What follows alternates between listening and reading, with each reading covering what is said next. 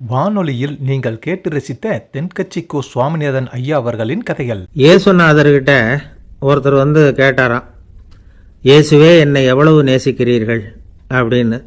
அவர் தன்னுடைய இரு கைகளையும் அகல விரித்து இவ்வளவு என்று சொல்லி சிலுவையில் உயிர் நீத்தார் அப்படின்னு சொல்லுவாங்க. அதாவது அந்த நேசிப்புக்கு எல்லை கிடையாது, அதே போல் மன்னிப்புக்கும் எல்லை கிடையாது. இது இயேசுநாதர் சொல்லி கொடுத்த ஒரு பாடம். இயேசுனுடைய சீடர்களில் ஒருத்தன் பீட்டர், அவன் ஒரு நாள் இயேசுநாதர்கிட்ட கேட்டிருக்கான், இயேசுவே நான் வந்து என்னுடைய தம்பிக்கிட்ட அடிக்கடி சண்டை போட்டுக்கிட்டு இருக்கிறேன், என்னுடைய சகோதரன் கூட. அவனை நான் எத்தனை தடவை மன்னிக்கிறது? ஏற்கனவே 7 தடவை அவனை மன்னிச்சுட்டேன் அப்படின்னு சொல்லியிருக்கிறான். அப்போது இயேசு சொன்னாராம், மன்னிக்கிறதுக்கு எத்தனை தடவைங்கிற கணக்கெல்லாம் கிடையாது. எத்தனை தடவை உன்னுடைய சகோதரன் உன்னை கோபப்படுத்துகிறானோ அத்தனை தடவை நீ மன்னிக்கிறதுக்கும் தயாராக இருக்கணும், அதுதான் அப்படின்னு சொன்னாராம்.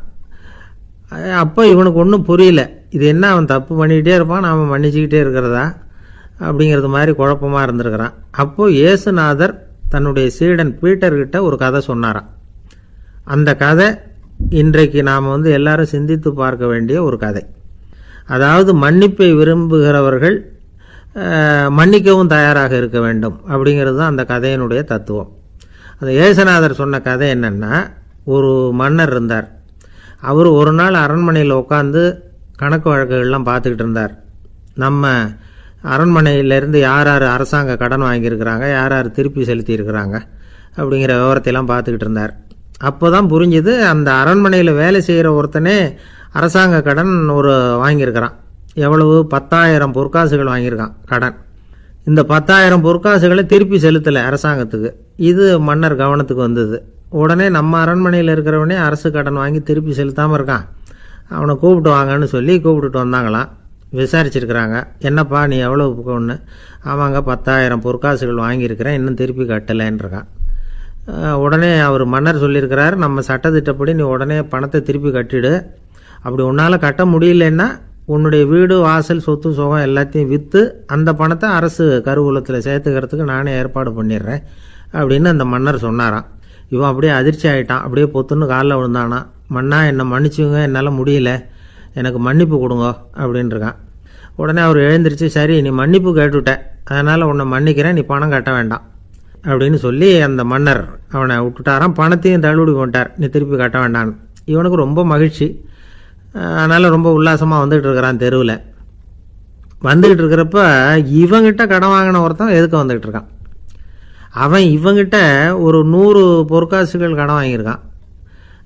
அவன் வந்தான், இவன் போய் அவன் சாட்டையாக பிடிச்சிக்கிட்டான், நீ எப்படா என் கடனை திருப்பி கொடுக்க போகிறேன்னு. அவன் இப்போ முடியல, கொஞ்சம் பொறுத்துக்கா, அப்புறம் தரேன் இருக்கான். அதெல்லாம் முடியாது, நீ கொடுத்து தான் ஆகணும் அப்படின்னு இவன் பிடிவமாக சொல்கிறான்.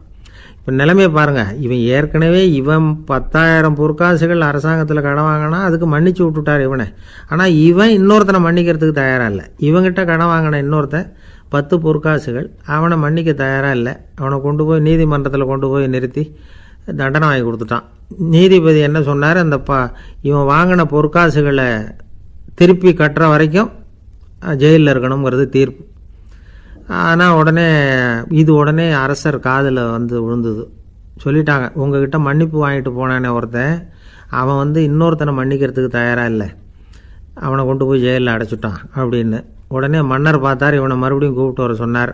தபாரப்பா, நான் வந்து உன்னை மன்னிச்சு விட்டேன், ஆனால் நீ இன்னொருத்தனை மன்னிக்கிறதுக்கு தயாராக இல்லை, அதனால் என்னுடைய தீர்ப்பையும் மாற்றுறேன், நீயும் அரசு கடன் தீர்ற வரைக்கும் ஜெயிலில் தான் இருக்கணும் அப்படின்னு சொல்லி ஜெயிலுக்கு அனுப்பிச்சிட்டாராம். இப்படி ஒரு கதையை இயேசுநாதர் தன்னுடைய சீடருக்கு சொன்னதாக ஒரு வரலாறு. அது என்ன, அதிலேருந்து நாம் புரிந்து கொள்ள வேண்டியதுன்னா, நாம் வந்து மன்னிக்கப்படணும்னு நாம் விரும்புகிறோம்னா நாம் இன்னொருத்தரை மன்னிக்கிறதுக்கு தயாராக இருக்கணும். அதனால் நாம் வந்து இன்னொருத்தரை யாரையும் மன்னிக்க மாட்டோம், ஆனால் என்ன இன்னொருத்தரை மன்னிக்கணும் அப்படிங்கிறது மாதிரி செய்யக்கூடாதுன்னு சொல்லுவாங்க. அது மாதிரி நாம் வந்து இப்போ இது தப்பாக புரிஞ்சுக்கிறவங்களும் இருக்கிறாங்க. பாவம் மன்னிப்புங்கிறதுலாம் எதுக்குன்னா, அதாவது மறுபடியும் பாவம் செய்யாமல் இருக்கிறதுக்காக தான். அதான் மன்னிக்கிறாரே அப்படிங்கிறதுக்காக மறுபடியும் பாவம் பண்ணிகிட்டு இருக்கிறது இல்லை. அதான் ஒருத்தர் கேட்டாராம், பாவத்திலேருந்து மன்னிப்பு கிடைக்கணும்னா நீ என்ன செய்யணும் அப்படின்னு கேட்டிருக்கார்.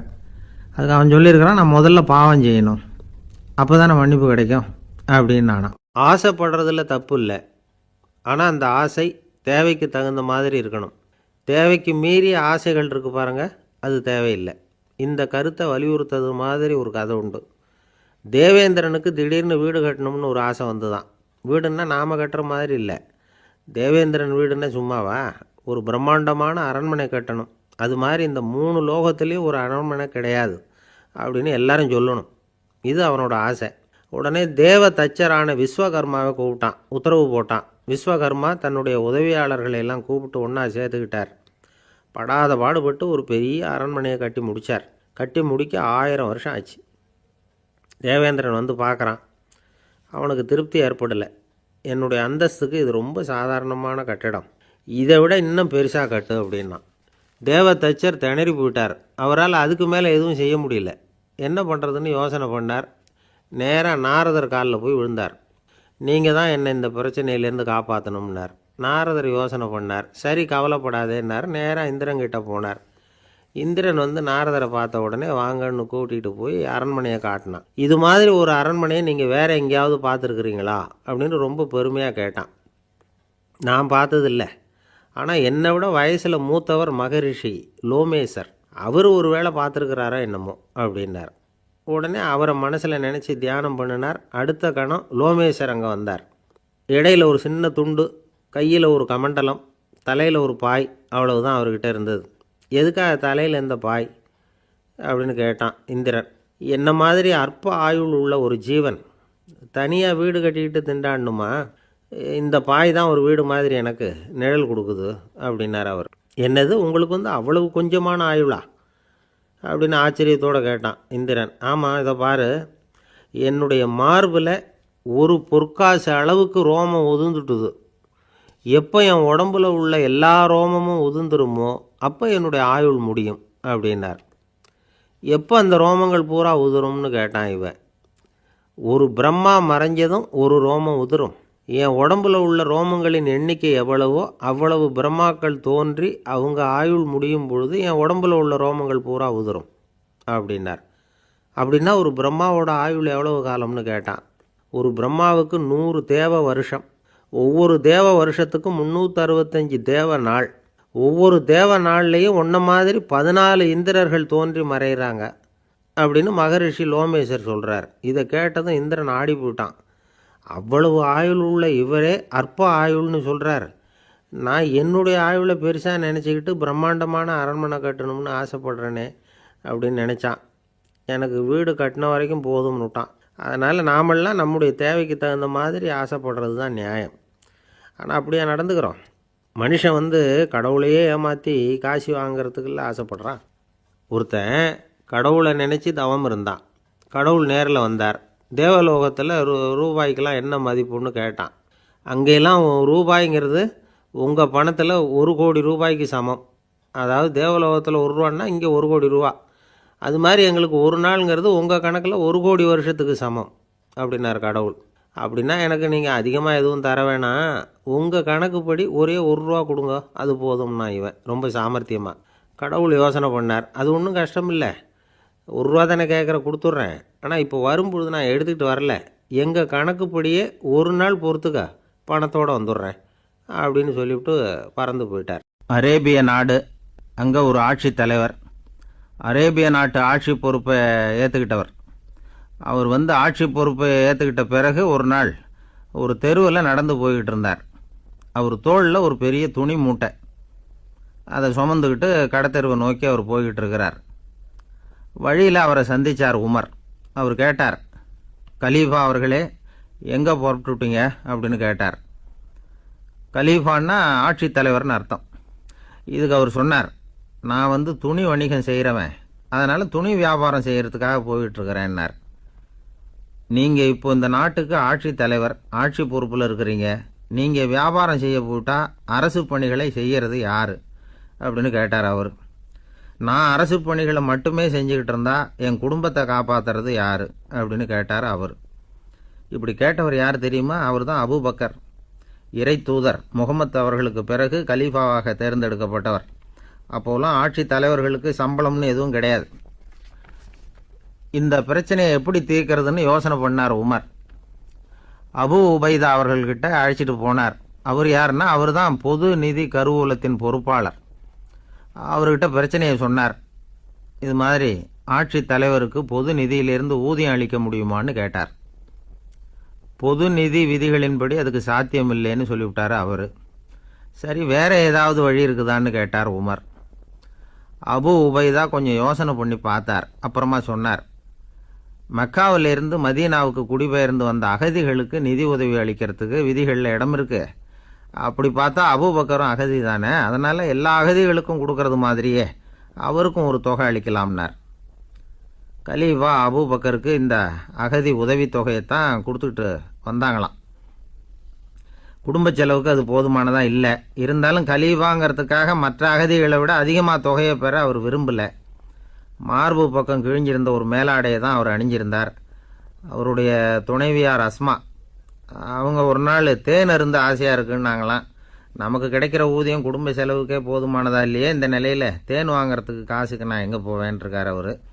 கொஞ்ச நாள் கழித்து அவங்க ஒரு தொகையை அவர்கிட்ட கொடுத்து தேன் வாங்கிட்டு வர சொன்னாங்களாம். இவருக்கு ஆச்சரியம், ஏது இந்த பணம்னு கேட்டிருக்காரு. நீங்கள் தினமும் குடும்ப செலவுக்காக கொடுத்துக்கிட்டு வந்த பணத்தில் கொஞ்சம் கொஞ்சமாக மிச்சப்படுத்தி வச்சேன்னாங்களாம். அபூபக்கர் அந்த பணத்தை எடுத்துக்கிட்டு நேராக பொது நிதி கருவூல பொறுப்பாளர்கிட்ட போனார். இந்த பணத்தை பொது நிதியில் சேர்த்துருங்க, இது அதிகப்படியாக எனக்கு தரப்பட்டு வந்த ஊதியம், அடுத்த மாதத்துலேருந்து இந்த தொகையை குறைச்சிங்கன்னு வேற சொல்லிவிட்டாராம். பசியை தணிக்க தேவையான அளவு உணவு, ஒரு ஜோடி உடை, இதை தவிர கூடுதலாக மக்கள் பொது நிதியிலிருந்து வாங்கிக்கிறதுக்கு என் குடும்பத்தாருக்கு உரிமை இல்லை அப்படின்னு சொல்லி கண்டிப்பாக சொல்லிவிட்டாராம். அவர் வாங்கிட்டு வந்த இந்த குறைந்த ஊதியம் கூட அவர் மனசை உறுத்திக்கிட்டே இருந்தது. கடைசி நேரம் அவர் தம்முடைய மகள் ஆயிஷா அவர்களை அழைச்சார். மகளே, இதுவரைக்கும் பொது நிதியிலிருந்து நான் வாங்கிட்டு வந்த தொகை என்னுடைய இதயத்தில் பாரமாக அழுத்திக்கிட்டு இருக்கு. என் தோட்டத்தை விற்று அதில் வர்ற பணத்திலேருந்து நான் இதுவரைக்கும் வாங்கிட்டு வந்த ஊதிய தொகையை கணக்கு போட்டு பொது நிதியில் சேர்த்துடு அப்படின்னாராம். பதவி ஏற்கிறதுக்கு முன்னாடி தன்கிட்ட இருந்ததை விட இப்போ கூடுதலாக என்ன சொத்து இருக்குன்னு பார்த்துருக்கார். ஒரு ஒட்டகம், ஒரு கோப்பை, ஒரு பணியாள், இதையும் அடுத்தபடியாக கலீஃபாவா வர்றவர்கிட்ட ஒப்படைச்சிருங்க அப்படின்னு விட்டாராம். அதே மாதிரி அடுத்து வந்த உமர்கிட்ட ஒப்படைச்சாங்க. அப்போ உமர் சொன்னாராம், அபூபக்கரே, இந்த முன்மாதிரியால் உங்களுக்கு பிறகு இந்த ஆட்சி பொறுப்பை ஏற்கிறவர்களை பெரும் நெருக்கடிக்கு ஆளாகி விட்டீங்க அப்படின்னு சொல்லி ரொம்ப கண் கலங்கினாராம். கடைசியாக அபூபக்கர் தன்னுடைய குடும்பத்தாருக்கு விட்டு சென்ற சொத்து ஒரு படுக்கை விரிப்பு, ஒரு போர்வை, அவ்வளவுதான். இது சிந்திக்க வேண்டிய ஒரு செய்தி. ஒரு ஊரில் ஒரு மன்னர் இருந்தாராம். அமைச்சர் அவர்கிட்ட சொன்னாராம், மன்னா, நம்ம ராஜ்யத்தில் இனிமே லஞ்ச ஊழலே இருக்காதுன்னாராம். ஆஹா, அப்படின்னா ஊழல் பேர் வழிகளையெல்லாம் நாடு கடத்தியாச்சா அப்படின்னு கேட்டிருக்காரு மன்னர். இதுக்கு அவர், அப்படி இல்லைங்க, இனிமே கொடுக்கறதுக்கு ஜனங்கள்கிட்ட பணமே இல்லை அப்படின்னு. ஒரு நாள் ஒரு தகப்பனார் தன்னுடைய பிள்ளையை அழைச்சிட்டு வந்தார். சார், இவன் சரியாக படிக்க மாட்டேங்கிறான், பெரியவங்களை மதிக்க மாட்டேங்கிறான், நீங்கள் கொஞ்ச நாள் இவனுக்கு குருவாக இருந்து நல்ல விஷயங்களை சொல்லி கொடுத்தா தேவையில்லைன்னார். பெரியவங்களையும் மதிக்காதவன் எப்படி என்ன மதிக்க போகிறான் அப்படிங்கிறது நமக்கு யோசனை வரும் இல்லையா? வேணாங்க, என்னை விட்டுருங்க அப்படின்னோம். அவர் விட மாட்டேன்னு விட்டார். இல்லைன்னா அவரே சிஷ்யன் ஆகிடுவார் போல இருந்தது. சரி, வேறு வழி இல்லாமல் அந்த பையனையே என்னுடைய சீடனை ஏற்றுக்கிட்டு உபதேசமெல்லாம் பண்ண ஆரம்பித்தோம். அதாவது குரு பக்தின்னா அது எப்படி இருக்கணுங்கிறத பற்றி சொல்லி கொடுத்தோம் அவனுக்கு. சதமகர் அப்படின்னு ஒரு குரு இருந்தார். அவருக்கு ஒரு சீடர். அவன் பேர் துளசி சைதன்யன், நைஷ்டிக பிரம்மச்சாரி. தன்னுடைய குருவுக்கு எந்த நேரத்தில் எது தேவைங்கிறத புரிஞ்சுக்கிட்டு சேவை செய்கிறவன். ஆனால் இவனை பற்றி மற்ற சீடர்களுக்கு பொறாமல் வந்துட்டுது. இவன் மட்டும் இப்படி இருக்கானேன்னு உடனே குருக்கிட்ட போய் கோல் மூட்டினாங்க. அவன் சரியில்லை, அவன் நடந்துக்கிறது சரியில்லை, அப்படி இப்படின்னு எதையாவது சொல்லி. இருந்தாலும் இதையெல்லாம் அந்த குரு நம்பலை. அவருக்கு தெரியும் யார் யார் எப்படின்னு. துளசி சைதன்யன் பெருமையை மற்ற சீடர்களுக்கு உணர்த்தணும் அப்படின்னு நினைச்சார். அதுக்கு ஒரு வழி பண்ணார். ஒரு நாள் சீடர்களை எல்லாம் கூப்பிட்டுக்கிட்டு ஒரு காட்டு வழியாக போய்கிட்டு இருந்தார். அங்கே ஒரு பெரிய மலை அருவி கொட்டிக்கிட்டு இருந்தது. குரு சீடர்கள் பக்கம் திரும்பினார். இந்த மலையின் மேலே இருந்து அந்த படுபாதாளத்தில் குதிக்கிறதுக்கு உங்களில் யார் தயார் அப்படின்னு கேட்டார். ஒரு சீடனும் வாயை திறக்கலை, ஒதுங்கி நின்றுக்கிட்டாங்க. பின்னாடி மூட்டை முடிச்சோடு வந்துக்கிட்டு இருந்தான் துளசி சைதன்யன். அவனை பார்த்தார். தபாருப்பா, நீ மேலே இருந்து அந்த அருவியில் குதி அப்படின்னார். அப்படியே செய்கிறேன் சுவாமின்னா ஓடி போய் பொத்துன்னு குதிச்சுட்டான். அடுத்த கணமே குருநாதர் தன்னுடைய யோக சக்தியால் பறந்து போய் அவன் கீழே விழுந்துடாமல் தாங்கி பிடிச்சி கொண்டுக்கிட்டு வந்துட்டார். மற்ற சீடர்களுக்கெல்லாம் ஒரு மாதிரி ஆயிட்டுது. அடுத்தபடியாக என்ன பண்ணலாம்னு யோசித்தாங்க இவனை மாட்டி விடுறதுக்கு. ஒரு நாள் வெத்தலை அடிக்கிற ஒரு சின்ன உரலையும் உலக்கையையும் எடுத்து ஒளிய வச்சுட்டாங்க. சதமகர் சன்னியாசி இல்லை, அவர் வெத்தலை போடுவார். பல்லு சரியில்லை, அதனால் இடித்து தான் வெத்தலையை போடணும். திடீர்னு வெத்தலை பாக்கு கேட்டார். வழக்கமாக உரலில் இடித்து தர்றது தான் துளசியின் பழக்கம். உரலை தேடினா கிடைக்கல, என்ன பண்ணுறது? குரு கேட்டுவிட்டாரே, குரு சேவை தானே முக்கியம். என்ன பண்ணால் வெத்தலை பாக்க தன்னுடைய வாயில் போட்டு முன்னு அதை எடுத்து அவர்கிட்ட கொடுத்துட்டான். குரு எதையோ படிச்சுக்கிட்டே அதை வாங்கி வாயில் போட்டுக்கிட்டார். துளசி இன்றைக்கி தாம்பூலம் நல்லா இடிக்கப்பட்டிருக்கு, ருசியாக வேறு இருக்குது, அதை இடித்த பாத்திரத்தை என் கண்ணால் பார்க்கணும்னு ஆசையாக இருக்குன்னு விட்டார். அதை மட்டும் அனுப்பி போய் நீ வர வேண்டான்னு வேற சொல்லிவிட்டார். இதை கேட்டதும் துளசி தவிச்சு போயிட்டான். இவன் போகாமல் எப்படி வாயை மட்டும் அனுப்பி வைக்க முடியும்? இவன் தவிக்கிறத பார்த்ததும் மற்ற சீடர்களுக்கெல்லாம் மனசுக்குள்ளே ரொம்ப சந்தோஷம். துளசி கொஞ்சமும் யோசிக்கலை, வாழை எடுத்தான், தன்னுடைய தலையவே அப்படியே அறுத்து வெட்டி எடுத்தான். இன்னொரு சீடங்கிட்ட கொடுத்துட்டான், எடுத்துகிட்டு போன்னு சொல்லி கொண்டுட்டு போய் குரு முன்னாடி வைக்கிறாங்க. அந்த தலையில் வாய் திறந்துருக்கு, வெத்தலை போட்டு முன்னு இருந்தது, தெரிஞ்சு போச்சு, சிவப்பாக இருந்தது. அவனுடைய குரு பக்தியை இப்போ எல்லாரும் ஒத்துக்கிட்டாங்க. அதுக்கப்புறம் குரு சதமகர் தன்னுடைய அற்புத திறமையினால் அந்த தலையை மறுபடியும் ஒட்ட வச்சுட்டார். துளசிக்கு உயிர் வந்துட்டுது. இப்படி ஒரு பெரிய கதை உண்டு. அதாவது துளசி சைதன்யன் அவனுடைய குரு பக்தி எப்படி அப்படின்னு கேட்டோம். ரொம்ப அபாரம் அப்படின்னு அந்த பையன் அடக்கமாக, சும்மா விளையாட்டுக்காக தான் அப்படி அவங்ககிட்ட கேட்டோம். ஏன்பா உன்னுடைய குரு பக்தியை என்கிட்ட காட்டுறதுக்கு உன்னோட கழுத்தை நீயே அறுக்கணும்னு நான் சொன்னேன், அதை நீ செய்வியா அப்படின்னு கேட்டோம். என்னுடைய கழுத்தை நானே அறுக்க வேண்டிய அவசியம் இல்லை சார் அப்படின்னா அவன். ஏண்டான்னு, அதே காரியத்தை தான் இனிமேல் நீங்கள் தினமும் செய்ய போகிறீங்களே சார் அப்படிங்கிறான். ஒரு பெரியவர்கிட்ட பேசிக்கிட்டு இருந்தேன். அவர் என்கிட்ட ஒரு கேள்வி கேட்டார். திருடர்கள் எத்தனை வகை தெரியுமா உனக்கு அப்படின்னார். இதுதான் அவர் கேட்ட கேள்வி. எதுக்காக என்ன பார்த்து அந்த கேள்வி கேட்டார தெரியல. இருந்தாலும் நான் அவருக்கு பதில் சொன்னேன். திருடர்களில் எத்தனையோ வகை உண்டுங்க. கார் திருடன், சைக்கிள் திருடன், முகமூடி திருடன், இப்படி சொல்லிகிட்டே போகலாம். இருந்தாலும் என்னுடைய சிற்றறிவுக்கு எட்டின வரையில் திருடர்களை 2 வகையாக பிரிக்கலாம் அப்படின்னு நினைக்கிறேன். ஒன்று ராத்திரியில் திருடுற திருடன், இன்னொருத்தன் பகலில் திருடுற திருடன். அதாவது பகல் திருடன், ராத்திரி திருடன் அப்படின்னு பெரியவர் சிரித்தார்.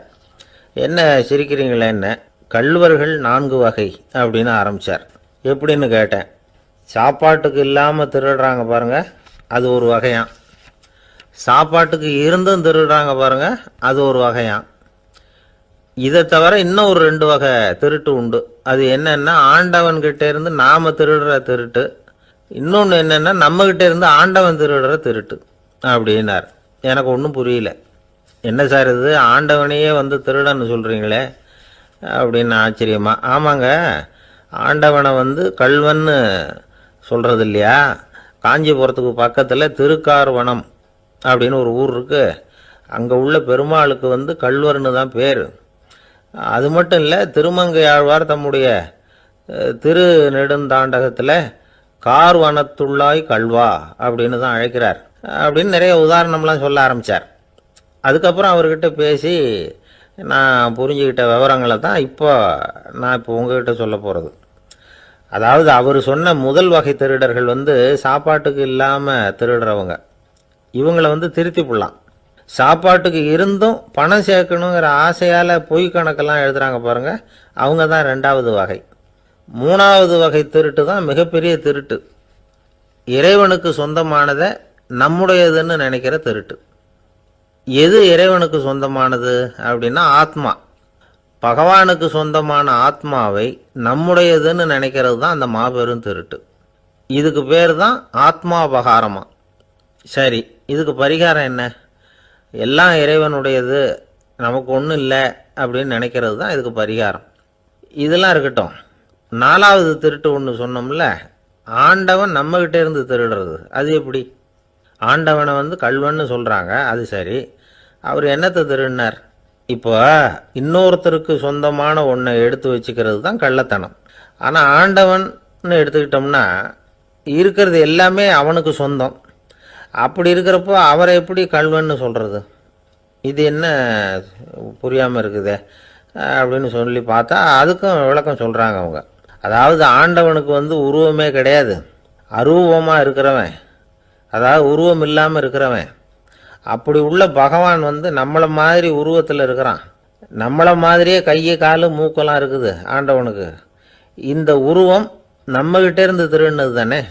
அவன் வந்து தன்னுடைய உண்மையான திருமேனியை வந்து நமக்கு காட்டாமல், அதாவது தரிசனம் கொடுக்காமல் இருக்கிறது கள்ளத்தனம் தானே. அதனால தான் இதுவும் ஒரு பெரிய திருட்டு, இருக்கிறதுலேயே மிகப்பெரிய திருட்டு அப்படிங்கிறார். என்கிட்ட பேசிக்கிட்டு இருந்தார், இந்த விஷயம்லாம் சொல்லிகிட்டு இருந்தார் அந்த பெரியவர். அதாவது திருட்டை வந்து ஆன்மீக நோகத்தில் அவர் பார்க்குறார். நம்ம பார்வையில் இதை விட அபூர்வமான திருட்டுலாம் இங்கே உண்டு, அபூர்வமான திருடர்களும் உண்டு. ஒரு திருடன் சிறையிலிருந்து விடுதலையாகி வெளியில் போனான். கொஞ்ச நாளில் மறுபடியும் திரும்பி ஜெயிலுக்கு வந்துட்டான். அப்போது சிறை அதிகாரி அவனுக்கு வந்து அறிவுரை சொன்னாராம். ஏன்பா இப்படி அடிக்கடி தப்பு பண்ணிவிட்டு ஜெயிலுக்கு வந்துவிடுறியே, உனக்கு சொந்த பந்தம் எதுவும் இல்லையா? உனக்கு அப்பா அண்ணன் தம்பிகள் அவங்க கூட எல்லாம் சேர்ந்து வாழணுங்கிற ஆசை இல்லையா அப்படின்னு கேட்டிருக்கார். அவங்களோட சேர்ந்து வாழணுங்கிற ஆசை எனக்கு நிறைய உண்டுங்க சார் அப்படின்னு நான் அவன். அப்புறம் எதுக்கு இப்படி ஜெயிலுக்கு வந்துவிடுற அப்படின்னாரான் அவர். அவங்க எல்லாருமே இங்கே தானே சார் இருக்காங்க அப்படின்னு நானான் அவன். இந்த உலகத்தில் எல்லாருக்கும் மகிழ்ச்சி தரக்கூடிய ஒரு பொருள் எது? இது ஒரு முக்கியமான கேள்வி. இந்த கேள்விக்கு பொருத்தமான ஒரு பதிலை உங்களால் சொல்ல முடியுமா? அதாவது கொஞ்சம் யோசித்து பார்த்தா பணம்னு சொல்லலாமா? இப்போ கையில் காசு இல்லாதவங்ககிட்ட ஒரு 10 ரூபாய் கொடுத்தா அது அவனுக்கு சந்தோஷத்தை கொடுக்கும்.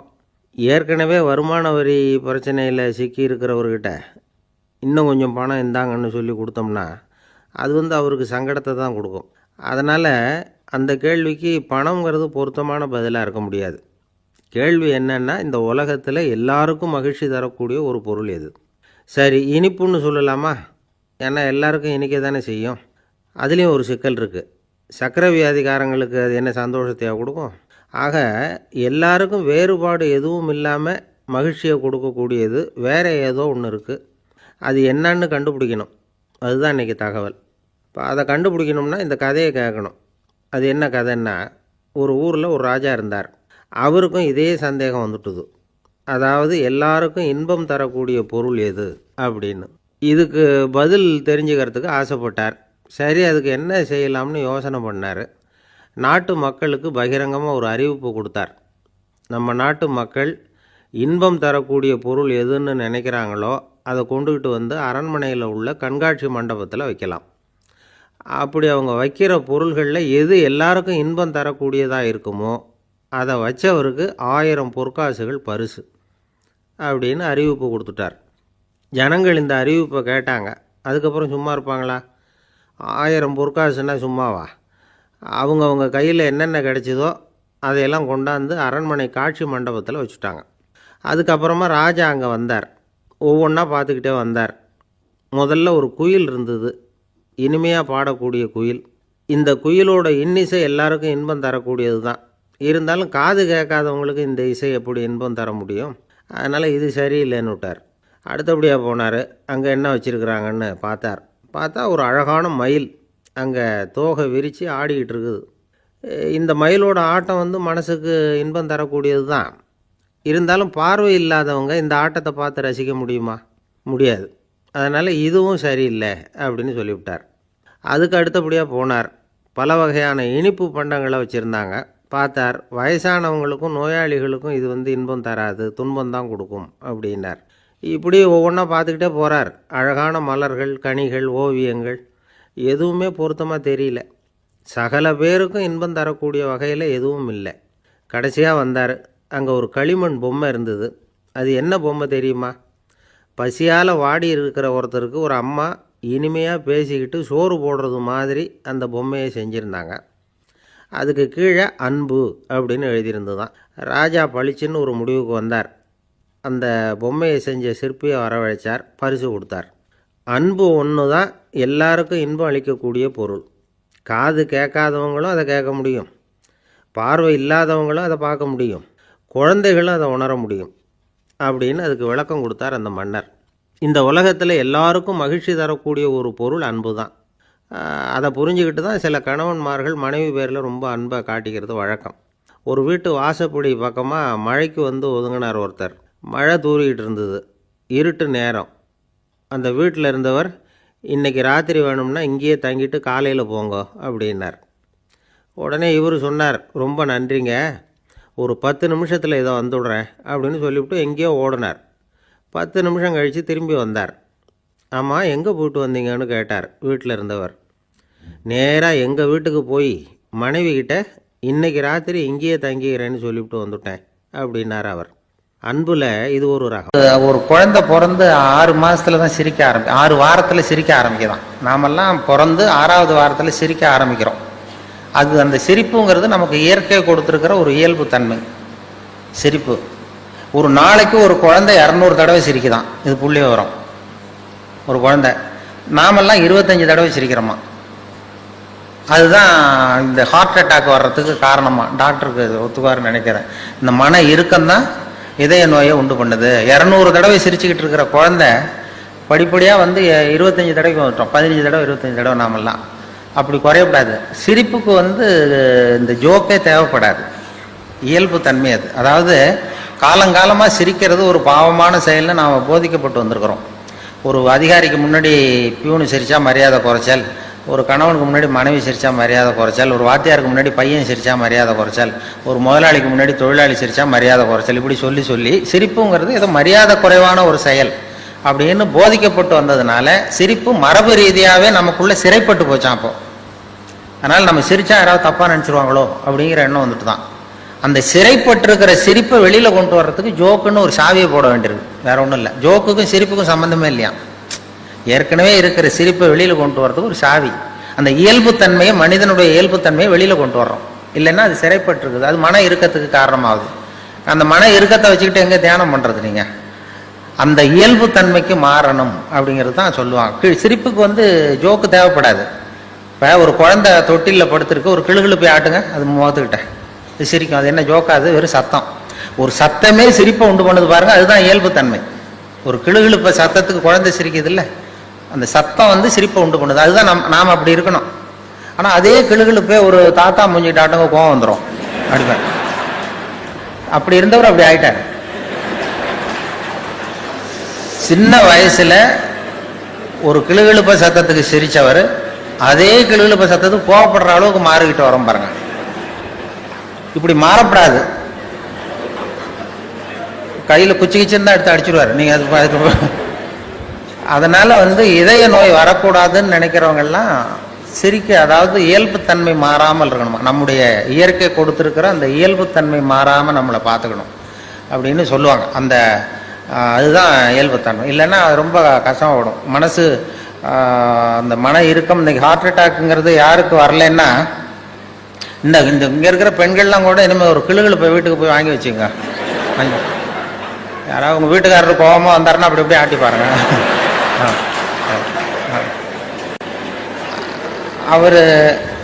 அவர் சிரிச்சுட்டாருன்னு வைங்க, கவலையே பட வேண்டாம். அவர் ஏதாவது கோவப்பட்டாருன்னா உடனே இசிஜி எடுத்து பார்க்கணும், பார்த்து சரியா இருக்கா. அதுதான் இப்போ மருத்துவம் சொல்லுகிற உண்மை. இதய நோய் வராத இருக்கிறவங்க யாருன்னா பைத்தியக்காரங்களுக்கு இது வரைக்கும் ஹார்ட் அட்டாக்கே வந்தது இல்லையா. டாக்டர்கள் தான் சொல்றாங்க, பைத்தியக்காரனுக்கு ஹார்ட் அட்டாக் இது வரைக்கும் வந்ததே இல்லை. அந்த பைத்தியத்தன்மை நமக்கு வேணுமா? ஏன் அவனுக்கு வர்றது இல்லைன்னா, நான் வந்து இப்போ இந்த நாட்டுக்கு பிரதம மந்திரி ஆகணும்னு நினைக்கிறேன்னு வைங்களேன், உடனே என் இருதயம் வேகமாக வேலை செய்ய ஆரம்பிச்சிருது. எப்படி எந்த கட்சியில் சேர்றது, எங்கே போய் நிற்கிறது, யாரை போய் பிடிக்கிறது, எப்படி பணம் செலவு பண்ணுறது, எப்படி டெல்லிக்கு போகிறது, எப்படி பிரதம மந்திரி ஆகிறதுன்னு என் இருதயம் வேகமாக துடிக்க ஆரம்பிச்சிருது. அந்த ஒரு துடிப்புக்கும் இன்னொரு துடிப்புக்கும் நடுவில் இருக்கிற ஓய்வை நான் குறைச்சிடுறேன். நான் பிரதம மந்திரி ஆகணும்னா இவ்வளவு அவஸ்தைப்பட வேண்டியிருக்கு. ஒரு பைத்தியக்காரன் பிரதம மந்திரி ஆகணும்னா அவன் ஆனதாவே நினைச்சிடுறான். போய் கேட்டீங்கன்னா நான் தான் பிரதம மந்திரி அப்படிமா, அவன் எலெக்ஷன்ல நிற்க வேண்டியதில்லை, ஒன்றும் பண்ண வேண்டியதில்லை. அந்த மனோபாவம் நமக்கு வேணுமா? அதனால தான் அவங்களுக்கு ஹார்ட் அட்டாக் வர்றதில்லை. அதாவது சித்த சுவாதீனத்துடன் கூடிய பைத்தியத்தன்மையுடன் வாழ கற்றுக்கொள்ளுங்கள் அப்படிங்கிறது ஒரு உபதேசம். சித்த சுவாதீனத்துடன் கூடிய பைத்தியத்தன்மையுடன் வாழ கற்றுக்கொள்ளுங்கள். அது என்ன சித்த சுவாதீனத்துடன் கூடிய பைத்தியத்தன்மைன்னா, நாம் சித்த சுவாதீனத்தோடு இருக்கணும், மனசு விழிப்போடு இருக்கணும். இன்னொருத்தவங்க ஏதாவது பைத்தியகார்த்தனமாக சொன்னால் ஒத்துக்கணும். இப்போ உங்கள் குடும்பத்திலே கேட்குறீங்க, கணவன் மனைவி உள்ள ஒரு தகராறு, 8ஐயும் 3ஐயும் பெருக்கினா என்னன்னு கேட்குறீங்க, அவர் 23ன்னு சொல்லிடுறாருன்னு வைங்க, உடனே சண்டைக்கு போகக்கூடாது. 8 3 பேருக்குன்னா 24 பதிலாக 23ன்னு சொல்கிறாரு. சண்டைக்கு போகக்கூடாது. சரி பரவாயில்ல, எங்கள் வாத்தியார் இப்படி சொல்லி கொடுத்தாரு, உங்கள் வாத்தியார் சொல்லி கொடுத்துருக்காரு, அது வாய்ப்பாட்டிலையும் எத்தனையோ எடிஷன் இருக்கு இல்லையா? அப்படி அதுதான் சித்த சுவாதீனத்துடன் கூடிய பைத்தியத்தன்மை. நமக்கு எது உண்மைங்கிறது தெரியுது, இருந்தாலும் ஒரு பைத்தியத்தன்மையோடு வாழறோம் பாருங்க. அந்த பைத்தியத்தன்மைங்கிறது இன்றைய மனுஷனுக்கு தேவை. அது ஒருத்தன் பைத்தியகார ஆஸ்பத்திரியில் 10 வருஷம் இருந்தானா, அவன் உடம்பு குணமாயிட்டது டாக்டர், என்னை வீட்டுக்கு அனுப்புங்கன்னு டாக்டர் கேட்டிருக்கான். டாக்டர் சொல்லியிருக்காரு 10 வருஷம் இருந்துட்டேன், இன்னொரு 10 நாள் இரு, உன்னை சோதனை பண்ணி அனுப்பிச்சுட்றேன் வெளியில் அப்படின்ட்டுருக்காரு. 10 நாள் டெஸ்ட் பண்ணி பார்த்தாரு, எல்லாம் நல்லா குணமாயிட்டான். உடனே அவர் சொன்னார், நீ சொன்னது சரிதான்ப்பா, வீட்டுக்கு போகலான்னு அனுப்பிச்சிட்டார். அதுக்கப்புறம் பத்திரிகைக்காரங்கள்லாம் பேட்டி எடுத்தாங்களாம்.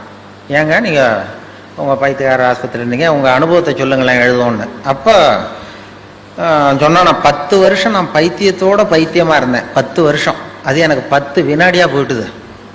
பைத்தியங்களுக்கு மத்தியில் புத்தி தெளிஞ்சவனா 10 நாள் இருந்தேன், அது 10 யுகமாக போச்சுன்னு நானும். நம்முடைய வாழ்க்கை யுகங்களாக போகணுமா வினாடிகளாக போகணுமாங்கிறத நான் முடிவு பண்ணணும். பைத்தியத்தோட பைத்தியமாக வாழ தெரிஞ்சவனுக்கு வாழ்க்கை சுகமாக இருந்திருக்கு. பைத்தியங்களுக்கு மத்தியில் புத்தி தெளிஞ்சவனா வாழறவனுக்கு வாழ்க்கை யுகமாக கடினமாக இருந்திருக்கு. அதனால தான் நாம் அதுக்காக சுத்தமாக பைத்தியமாகவும் மாறிட முடியாது, சட்டையை கழிச்சுட்டு அலைய முடியாது. சித்த சுவாதீனத்துடன் கூடிய பைத்தியத்தன்மை அப்படின்னு அதுக்காக தான் அதை சொல்கிறாங்க. சித்த சுவாதீனத்துடன் கூடிய பைத்தியத்தன்மையுடன் வாழ கற்றுக்கொள்ள